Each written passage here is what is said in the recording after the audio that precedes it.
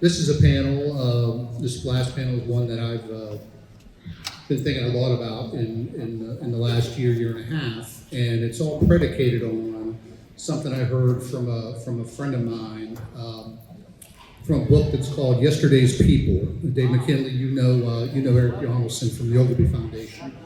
Yeah. So in Yesterday's People, there's a phrase in there that resonates through. Is basically, it's a sociologist who did some studies of West Virginians as he lived here, and it's that basically for many West Virginians, yesterday is always better than tomorrow. And that's something when you think about it, yesterday is always better than tomorrow. That's a kind of a sobering thought. So as we were putting this together, I really wanted to get outside of the scope of government and bureaucracy and get some folks who understand business metrics, some folks who deal with business leaders every day, some folks who employ a lot of folks and own small businesses and medium-sized businesses, and even some folks, even some politicians like Clay Riley. That's a joke there, but we're trying to make things happen and trying to cut through some red tape in West Virginia to help us be more nimble and forward thinking. So with that, these gentlemen are each going to give just a quick opening statement and some thoughts. So Delegate Riley, since I picked on you last, why don't you go ahead and start?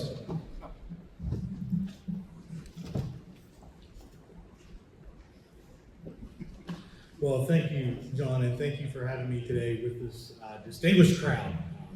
Many of these gentlemen I've known for a long time. I got into politics because I got mad as a business owner. Never anticipated I'd be in politics, never wanted to be in politics, but I saw an opportunity for an economic development job from a business that I was working for who wanted to invest $400 million in the state of West Virginia. This was a while ago, and I remember coming down and meeting with some politicians, and one in particular who said, that is a wonderful idea. We need $400 million invested in the state of West Virginia. And you know how many jobs that's going to create? And I said, yes, sir, 250. I was a younger kid at the time. And as I walked out, that gentleman made a statement to me. He said, oh, hey, by the way, can you go to the other side of the Capitol and get this bridge naming resolution moved before I fix this in the code that's sitting in my committee? Because that investment is in that gentleman's district. And I remembered that for a long time. I remember calling my brother at the time and just telling him how mad I was over if that's the way we're going to run government and look at investment in the state of West Virginia, we got a heck of a long way to go. And so I committed that day that eventually, when my career facilitated the opportunity to get into politics, to be able to begin to fix the things I care about in West Virginia, that I was going to take that opportunity. Thankfully, years and years later, my wife allowed me to do that, much to her begrudging opinion. I think one of the things that I always like to say is I think there are three things as West Virginians that we need to do to move ourselves beyond yesterday was better than today. First, I think it's expectations. We should expect better from the people that live here and expect better from ourselves. If we can't make ourselves vulnerable to be accountable, to do the things that are hard, to make those hard decisions, to have the opportunity to make hard decisions, we will never get there. So if we don't have those expectations of ourselves, how can we have them of anybody else? And as you have those expectations and have accountability between each other, you tend to get a lot better. And so believing, which is the second thing, believing that we can compete is significantly important. So in 2013, I remember I went to California, the company I am an owner in, we were recognized as one of the top 10 engineering firms in the country. Fastest growing in West Virginia, in a declining market for 50 years of population, but we were expanding.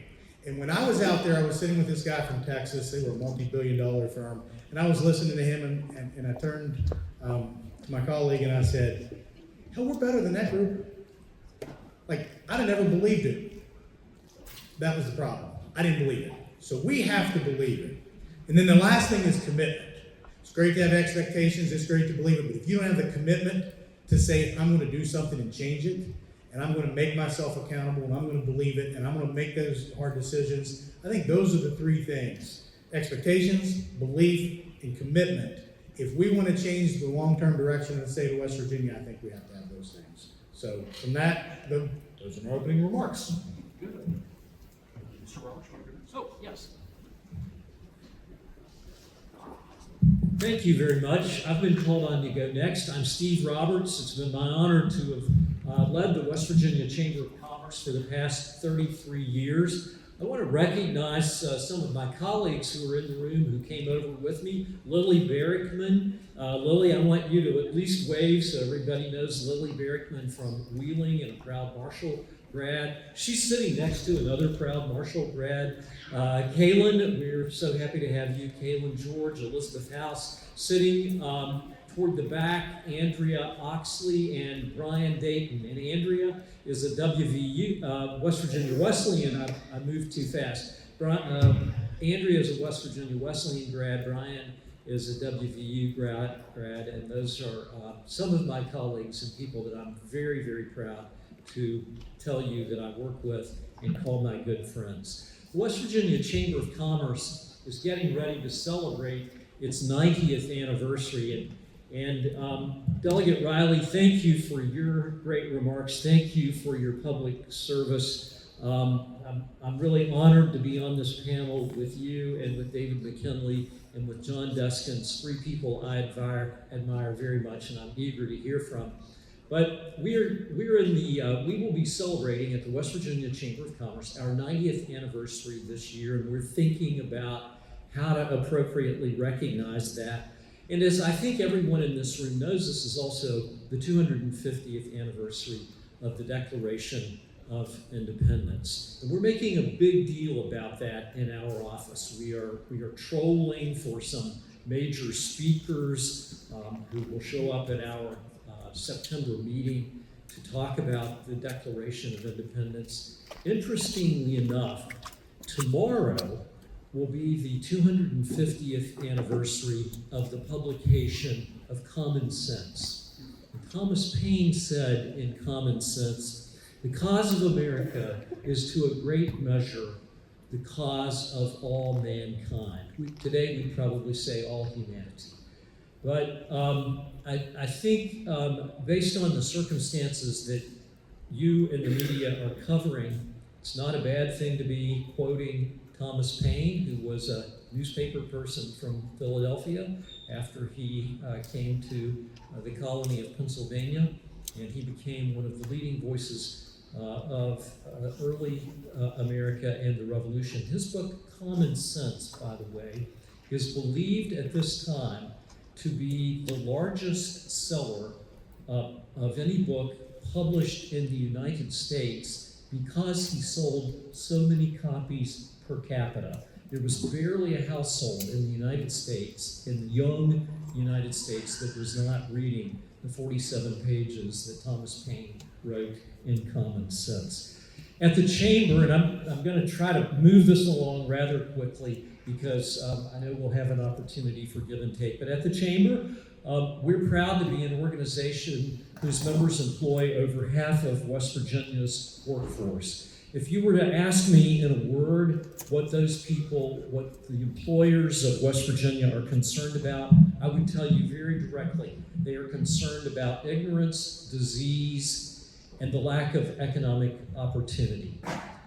Chamber members overwhelmingly tell us that we have got to do better. We've got to work on education. We have got to work on improving our health, and we have got to create more economic opportunity. We would believe that we have some metrics that we should be tracking, that all of us should be tracking and talking about. I'm looking over at my friend John Deskins, who I admire so much, and I have a feeling he may tease us with a few numbers today, but we at the Chamber think that we should constantly be looking at things like, what is West Virginia's population? Is it growing or are we losing population? What is our household income or per capita income, what measures of income can we look at that we can measure and say, okay, are we making progress or are we not making progress? How many jobs are we creating, and what can we do about creating more jobs? And a number that I should have compared notes with Dr. Deskins beforehand, but a number that I think is very important and a topic that is very important, and I would ask you in the media to be thinking about, is gross state product, gross domestic product, or gross state product, the overall output of our economy.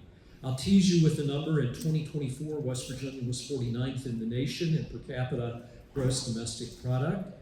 Our standard of living will improve. We will have more money for education and health care, and we will be able to create more economic opportunity if we find ways to move GDP up. In a recent study the West Virginia Chamber of Commerce did, West Virginia is 48th in the nation in job growth over a 10-year period.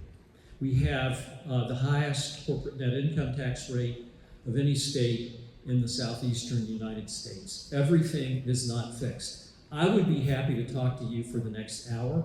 I respect you, and I respect my colleagues, and so I'm going to take my notes and sit down, and we'll get into it here in a few minutes. Before I sit down, maybe one commercial, and I think John and I have talked about this. If I mailed copies of this book to just about everybody I can think of. The New Geography of Jobs by Dr. Enrico Moretti. I recommend it for every West Virginian who is concerned about our future and who cares about making an opportunity for our children and our grandchildren to be able to stay in West Virginia. With that, thank you, West Virginia Press Association. Thank you for giving me the opportunity to be with you, and I look forward to talking about some of these things more in just a moment. Thank you. Before we go to it, businessman, I would find a funny note. The last time I believe I saw Lily Merrickman was running middle school cross country in Wheeling. So there you go. Small world. Dave McKinley. Thank you, John. Thank you all. I am David McKinley. I am from Wheeling. I am a business person. I've never held elected office. Don't really plan to run for it either. But as I think about my business experience, I own and run 6 operating businesses, all based in Wheeling. But I have the pleasure of traveling to other states, into other markets where we have offices in Gaithersburg, Maryland, Pittsburgh, Pennsylvania, Dayton, Ohio. It is troubling every time I drive into those markets just to see such thriving economies, construction, commercial activity, industrial activity. And it pains me, and as I turned 55 last year, and I just thought to myself, I feel like there's more that I can do. And I reflect on the last 10 years or so that John Deskins and I have been working together on economic outlook conferences, trying to educate, inform, and most important, mobilize the business community and government leaders. How could we make a difference in West Virginia? How do we grow and diversify our economy? How do we create jobs and attract and retain people? How do we realize the same potential that so many of our surrounding states have? It just is frustrating. So about a year and a half ago or so, I decided that maybe the Economic Outlook Conferences weren't enough. I think I just lost my book, but the Economic Outlook Conferences weren't enough. My business investments weren't enough. So I formed a PAC, a political action committee. And the effort is to try to educate and inform voters. How do we start to influence the legislative agenda, so to speak? And it's exciting. Can't wait to see what we have in store for us over the next 60 days. I'll stop there, look forward to questions, and see what all we can dive into. I'm hoping to take away from this as many interesting insights as you all are, and shape our own agenda.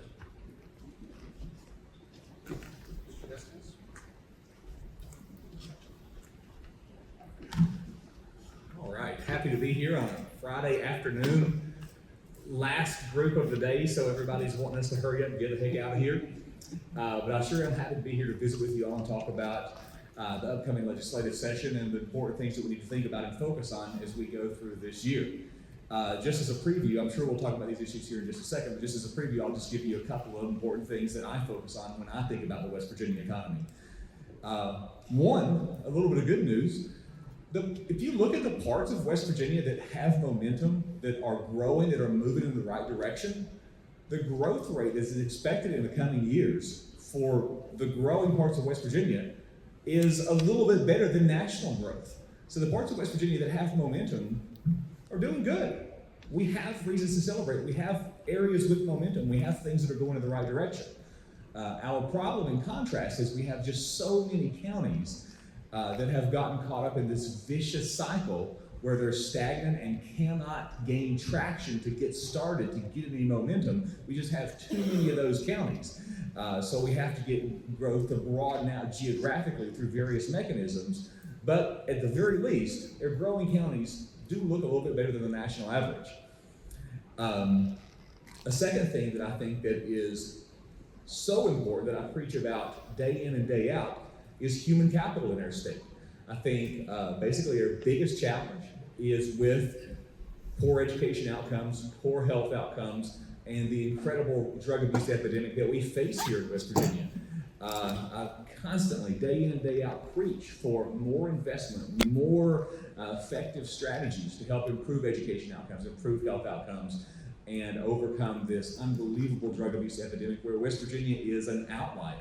If we improved our drug overdose death rate by an incredible margin in 1 year, we would still have the highest drug overdose death rate in the country. Unbelievable. Another thing that I'm happy to talk about today and that keeps me thinking about the economy, another thing is the economic development paradigm is changing a lot nationally. The old economic development paradigm used to be, we're going to find this big manufacturing firm, a manufacturing firm that's thinking about locating maybe generally in Ohio or West Virginia or Pennsylvania or Virginia, somewhere in this region, and we're going to work to attract that firm to West Virginia. That's what economic development officials have worked on for decades and decades and decades, attracting those big fish, those big manufacturing firms. And the idea was, if we can land that firm, the jobs will follow. And that's still true, and we still need to be doing that. But more recent research is showing that in many cases, the paradigm is flipping to where people move to where they want to live based on quality of life, based on outdoor amenities, based on education in the public schools, based on public parks, based on the availability of coffee shops and pool places or whatever. But the evidence is increasingly indicating that people move to where they want to live and the jobs follow the people. This is true as the economy changes, as we have far more jobs that are attractable compared to what we used to see, as service sector industry is far more dominant than goods producing industries, as physical location is less important with the way that we work today, paradigm is changing. We still have to look for those big fish because people do follow jobs to some extent, but we also have to make our state attractive to people. And if the people want to come here, evidence indicates they'll move here, the jobs will follow. So we have to think, my point is, it's way more complicated now than it used to be. It used to be super complicated, now it's even more complicated. But those issues, happy to talk about, and many more. So thank you so much for having me here.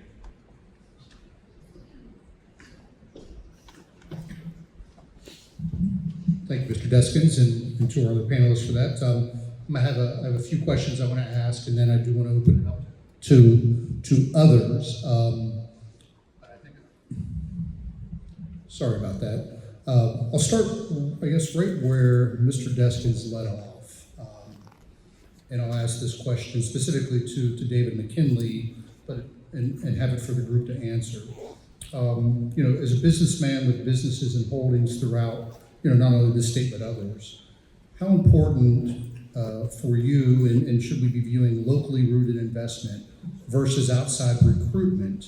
Is West Virginia doing enough to not only attract but keep homegrown entrepreneurs, growing their ventures? That's a great question. Is this microphone good? Is everyone hearing okay in the back? Yeah, perfect. All right. It's a good question, and To be really frank, is that I have, there are more vibrant economies elsewhere. I can see why those dollars are flooding there. I see West Virginia as a land of opportunity.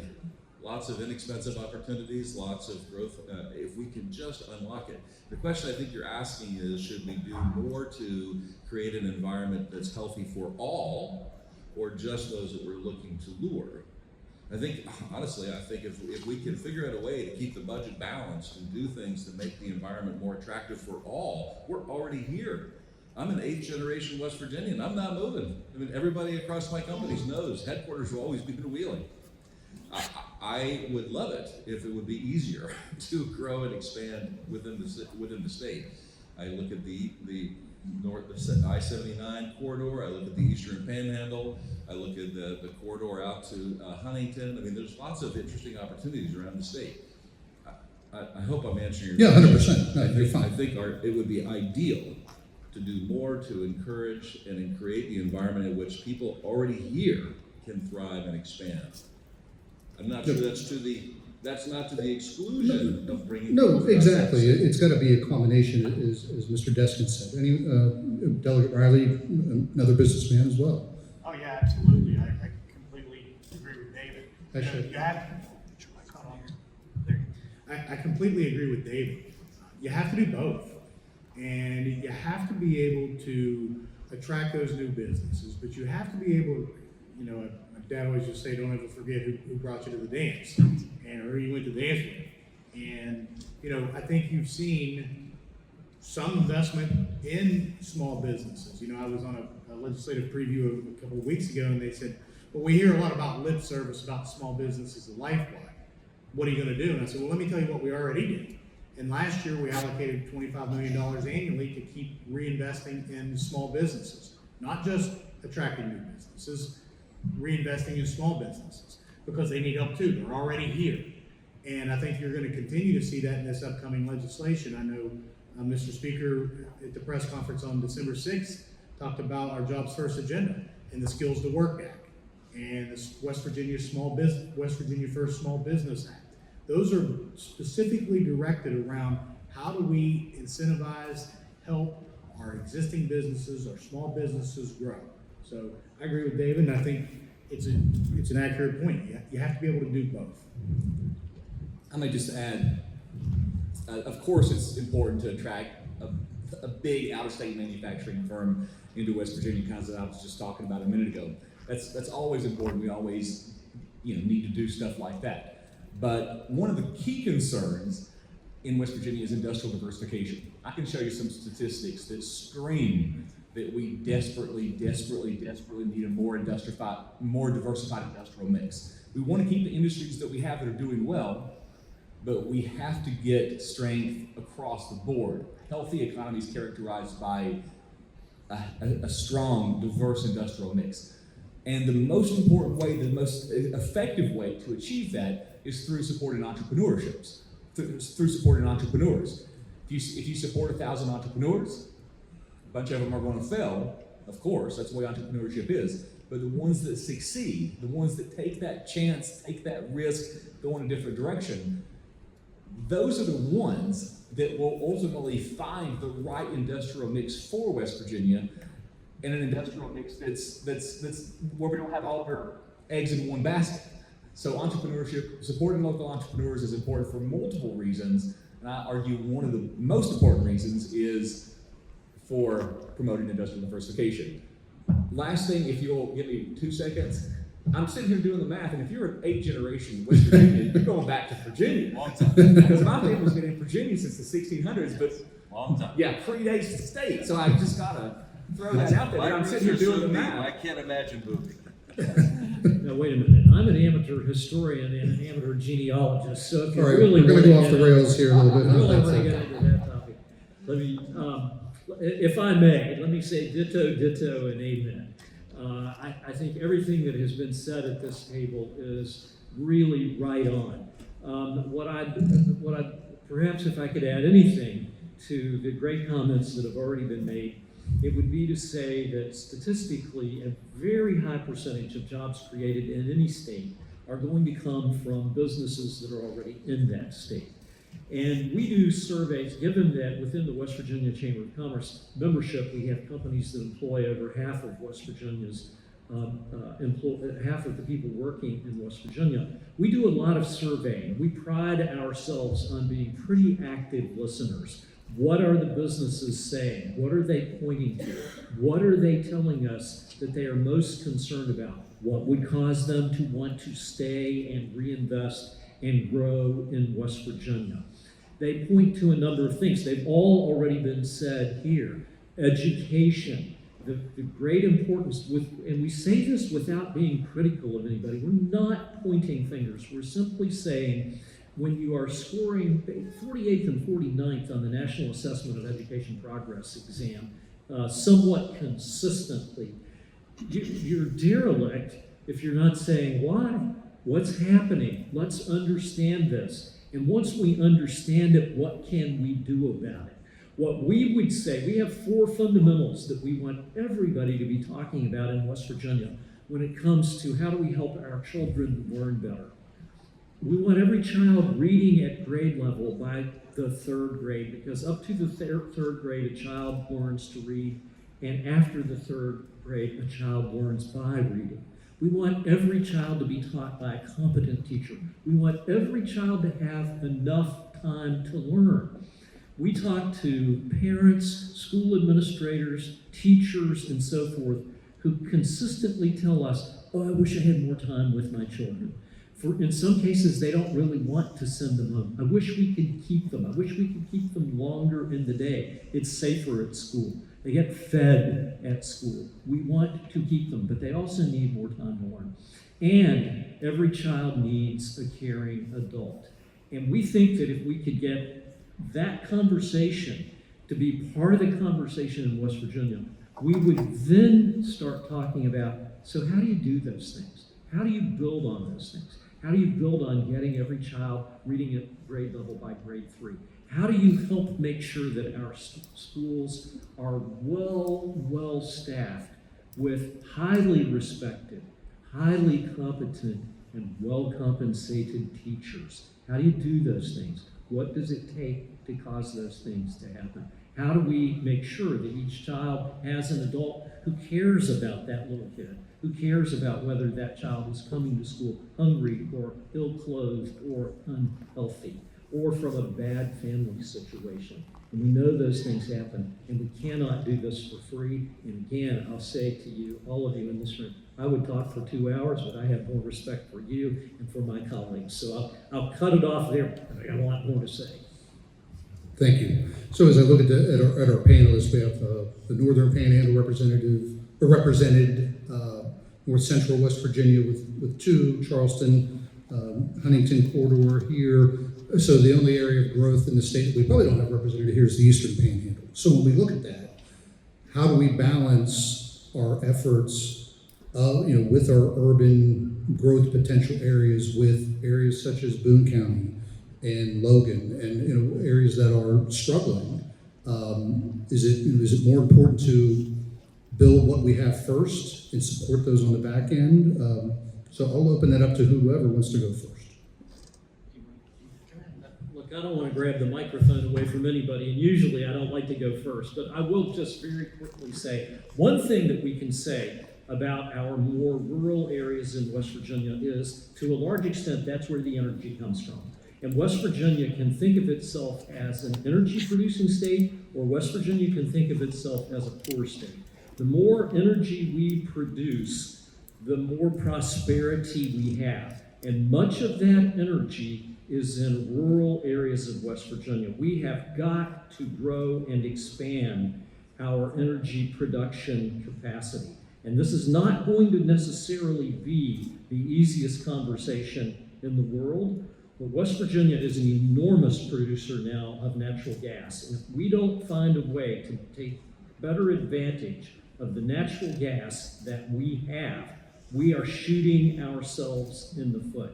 One of the biggest economic development advantages that any place can have is the ability to give you lots of electricity at a reasonable to low cost. There are ways to do that if we will open our eyes and get on with it.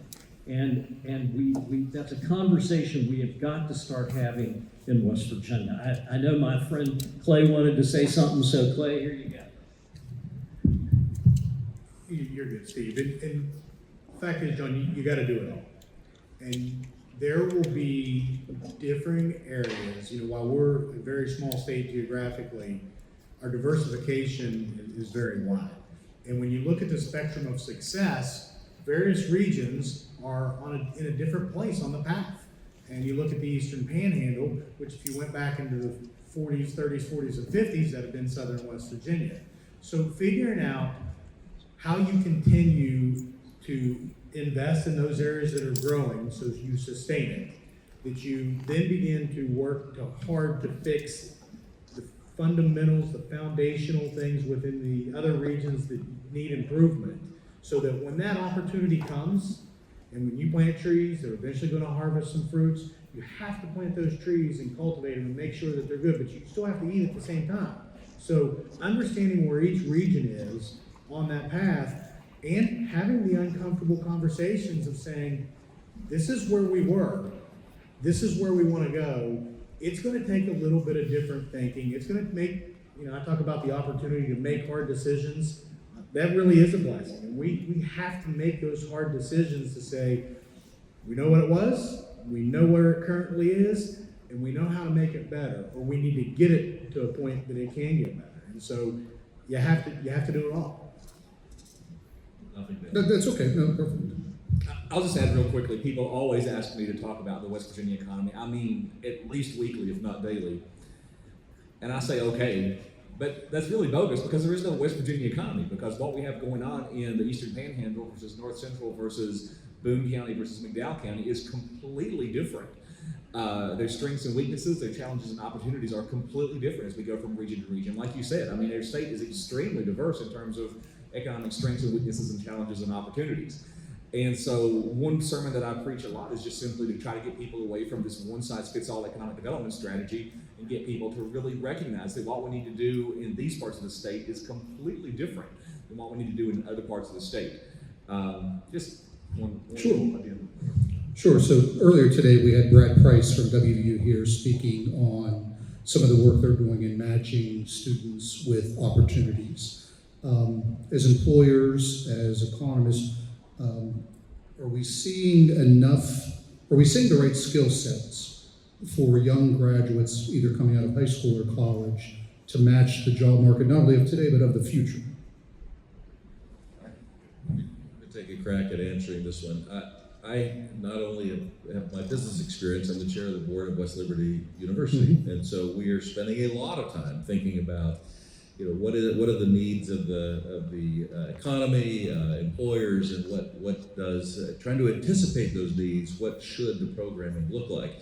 And to be real frank, sometimes making difficult decisions to terminate programs. Can't do it all, right? Have to make decisions. My daughter has just started at West Virginia University, and it sure looks as though they're doing some of the same things. I'd like to believe that West Virginia institutions are meeting the needs of our employers. As an employer, yes. I find we're doing so as I look at the different businesses, we do a lot of on-the-job training. I mean, these are all highly compensated, highly educated people, but we're still teaching them the job. These are on average six-figure jobs, right? But we're still teaching them. So I think the fact that they have an education is a big part of it. But when you get into specialized cybersecurity, for example, or architecture and engineering, frankly, we don't have an architectural school in West Virginia. Sure. Some of those have to come from outside. Steve? I want to add at least 2 cents worth here, which is through the West Virginia Chamber and its foundation, which is being led by Elizabeth House and Andrea Oxley in the back of the room. We have a program called Workforce Unifiers, and we've now been to 10 communities. We plan to go to every community in West Virginia, and we're trying to bring together and create conversation among employers, community leaders and political leaders, and educators about where we are and where we need to go. And we've been everywhere from Williamson to most recently in Wheeling, where we were most graciously welcomed, and we came back with dozens of ideas about some of the things that we had seen that you're doing that we think are being done well. Having this conversation is one of the most important. By the way, we were aided in this process by former United States Senator Joe Manchin. We described the process to him, and he was able to help us get some funding to be able to carry this out. So it comes at no cost to any of the communities that we go into. We pay all the expenses, and we are learning. The communities are learning. The employers are learning, but really importantly, the educators are learning. And we're coming back with one heck of a checklist of things that we really need to pay attention to and address so that we are educating our young people, our children, for the jobs that will be there in the future, but that might require some changes in order for them to be prepared for. Of course, I think we constantly need to be making sure that our curriculum matches job needs, both at high school and at college. But most people think of me as an economist, which I am, obviously, or at least I try to be. But I'm a teacher too. I teach 3 classes at WVU, some of which start next week, and I'm not prepped for them, so that's not good. I graduated college 25 years ago this year. Last year, actually, 26 years ago this year. And things have changed an unbelievable amount since I graduated college in 2000. When I teach, I obviously teach economics and I teach the facts, but I far more heavily emphasize the ability to think critically and not just accept what you're fed, and to properly analyze math and statistics, and to communicate effectively. And these eternal skills, that's what I focus on way more heavily in my classes, as opposed to the specific way to calculate this number or the specific way to express this. You get my point. It's all that's important. All of it's important. But in my classes personally, I put way more emphasis on skills that will still be around 40 years from now, as opposed to a technical thing that's going to change next year when the policy changes. So, just my 2 cents. Thank you. I've debated whether to ask this question. I'm going to ask it anyway, just to see what everyone thinks, and maybe one more after that, and let in if there are questions from the audience. But for me, it's easy to sit in Wheeling and get very down on West Virginia when I look at population, when I look at test scores, when I look at workforce participation rate, when I look at all of these factors that are out there. It's easy to think there's not a lot of hope. So again, 4 gentlemen who are invested in helping the state craft a future, why should I not feel that way? Where is the bright light? I'll go ahead and answer Yeah, that. go right ahead. And it's what I opened my opening comments with. The expectation. Yeah, you may get down, but you need to fix your expectation. You need to expect that we are going to make West Virginia better. And you got to believe we're going to make West Virginia, and we're going to commit to make West Virginia better. I have an 18-year-old son, and I sit and I watch my son and his friends, and man, they are so smart. Super smart.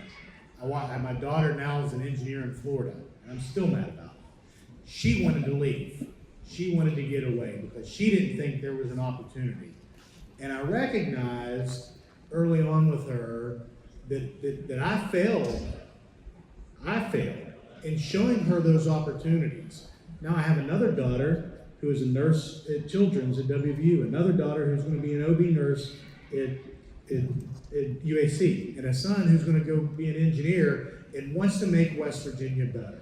So we have people, I remember when I graduated, and it was a long time ago, and I agree with Dr. Deskins, it's changed a lot. I wanted to leave. I wanted to go to Maryland. I wanted to go work at Northrop Grumman. I wanted to go do R&D because there wasn't anything in West Virginia. Thankfully, I listened to my wife who said, no, we're going to choose to stay in West Virginia. And when we made that choice, and I made that commitment to stay here and to make it better, and why you should have hope is there are a lot of people who are making that choice. I listen to Speaker Hanshaw and his commitment and his choice to stay here. I look at David McKinley. David can go live anywhere in the world. He can do anything he wants to do. You know what he does? He starts a PAC to make West Virginia better. he lives in Wheeling. He's making those choices, and we have people throughout the entire state. Brad Smith, we can keep going on and on, but there are a lot of us, you included, because you do live in Wheeling, who are making that choice. So you want to know why you should have hope and expectation? It's for the same reason you live here. You chose to live here, and there are a lot of people who choose to live here who are going to make it better. I'm sold. Anyone else want to weigh in? I mean, it's. I don't have anything to add. It's just the first thing that I said. I'll just reiterate. The parts of West Virginia that are growing are actually going to outperform the nation by a little bit over the next 5 years. We have a lot to work with. We have a lot to build on. So, we're not starting from scratch. It's a reason to be optimistic.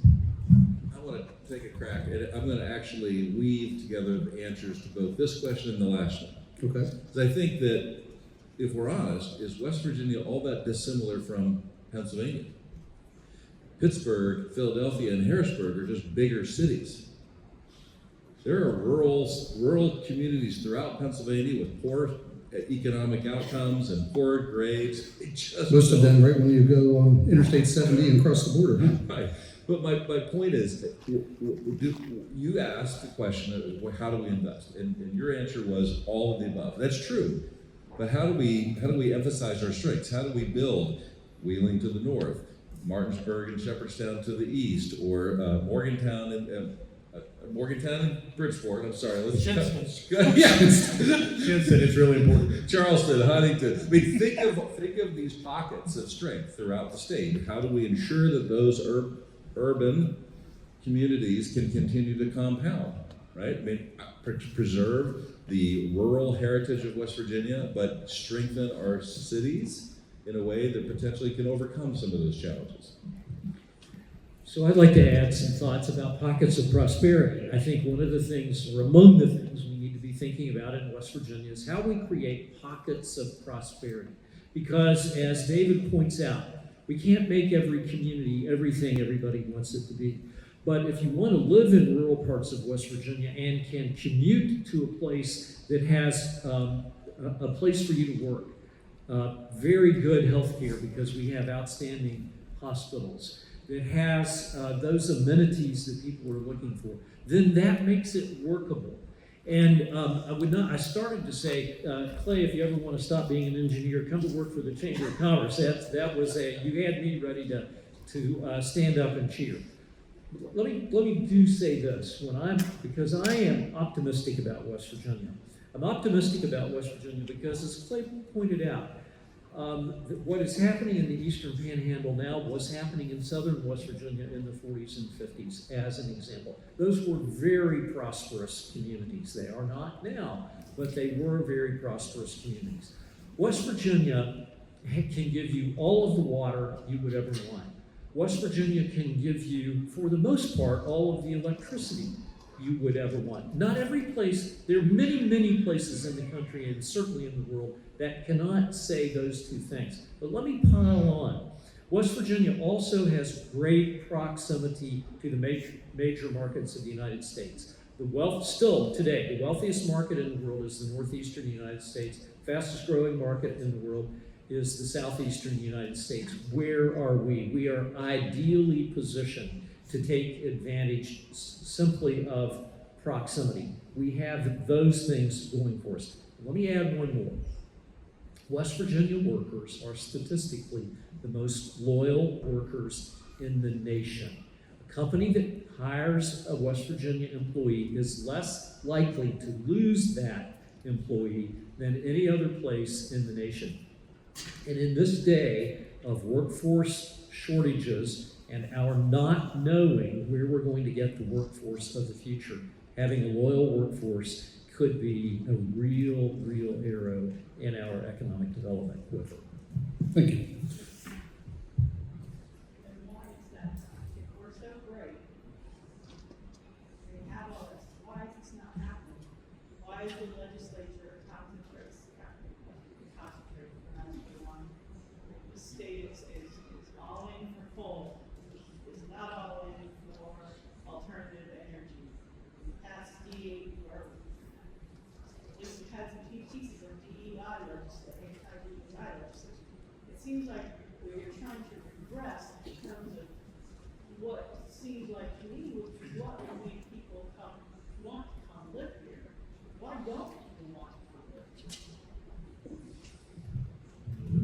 Yeah, I'm happy I might to have something to say too. So. You want to go first? You go right ahead, and I'm happy to answer any question. You know, I think oftentimes there's a lot that goes on in the legislature. We'll say that. Okay, but there's a lot of things that get overlooked. For example, anyone tell me last year what bill cut permitting by 9 months? We passed a water and sewer permitting reform bill that increased infrastructure, the time that it shortened it by 9 months. That's not a real awesome bill, but it is to the person who needs water. And that thing gets overlooked, right? So there's a lot of fundamental things that occur. I don't know what the number is. It's 2,000 or 3,000 bills that get introduced. We passed 230 last year. There's a lot of things to write about, and there's a lot of things that sometimes don't get written about. That's not negative to anybody, but Can I push back on that? No, guys, no, just stop. No, Okay, that let's wasn't let him talk, negative please. No, to I know. Yeah, that so wasn't just- negative to just any. No, relax, seriously, please. it really wasn't.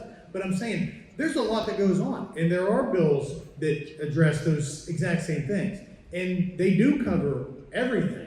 That wasn't negative towards that, but But they that's can't. different what you guys talk about. You do cover what they talk You about, don't talk about it. I don't. and that's true. I would 110% agree with that statement. Why doesn't anybody know that? You can go back to some legislative previews. I know where it was. Someone asked me what's different this year and why the House had a press conference. I said, we did a lot of those things last year. We didn't talk about it. I did not talk about it. I was the lead sponsor on that bill, and not once, and I saw Stephen Allen Adams every day. I mean, I see them all every day. I never once mentioned to him and said, hey, this is a really good bill. That's not on them, that's on me. And I 110% take that. That's why I said it's not negative to any of the conversation. The point is, we don't talk about a lot of these things sometimes. That's not because we expect, well, they ought to pick this up, or frankly, I just don't talk a lot about the stuff that I do. So there are things that are going on. There are good things. There are some things that I disagree with. So when you get back to the manufacturing and the low turnover, it is a very strong quiver in our arrow. So why aren't people moving here? You do see some population increase in very small segments. So I think some are choosing to be here, but overall our death rate is increasing significantly faster. We have a lower birth rate, so the overall population is going down. So please do not take that as negative to what I was saying. My point was is there are things that we don't talk about that we probably should. Yeah, it's good to see some life at 3:05 in the Heck yeah. afternoon, so on a Friday, so thank you all for that. Steve, you have something you want to say, Steve Roberts? If somebody's going to ask a question, but do you want me to go or? If you want to go, no, go right I mean, ahead. I probably don't need the microphone, but let me, I'd like to wade into that too a little bit. And let me start by saying that when we, just tracking the numbers a little bit, we had really a lot of optimism because we saw West Virginia's job picture really start to improve in 2015. And from 2015 to the latter part of the year 2020, West Virginia was creating jobs, and we were creating good paying jobs, and we were seeing things, we were seeing statistics like West Virginia being maybe second in the nation for GDP growth in that, in some quarters of that period and so forth. We were seeing some things really start to happen. The COVID period really set us back. And we have, and the numbers have been released by the U.S. Bureau of Labor Statistics. West Virginia has lost employment over the last 12 months. We're down 1,400 jobs. Some of this data will begin to come out soon, I think, but it's, for those who want to know where it is, it's on the U.S. Department of Labor, Bureau of Labor Statistics website. The November jobs numbers are out for West Virginia. That's the place to go look. What we're going to tell you, we hear from employers, is more emphasis on education and having a prepared workforce. We've all said it in one way or another, but the places that can that are creating workers who can think critically, Dr. Deskins who can think critically, the places who are giving students the opportunity to learn beyond what we're able to teach them in school. Those are the places that are going to attract jobs and grow. You did mention DEI, and so I'm not going to shy away from this. The employers, we talk to a lot of employers in West Virginia. The employers in West Virginia oppose discrimination in all forms and will not sit still for any talk about discriminating against anybody. So any talk about whether we want a more diverse workforce, all one has to do is go ask the employers, and they will tell you what they think. And we want to see a West Virginia that people want to come to and feel welcome in.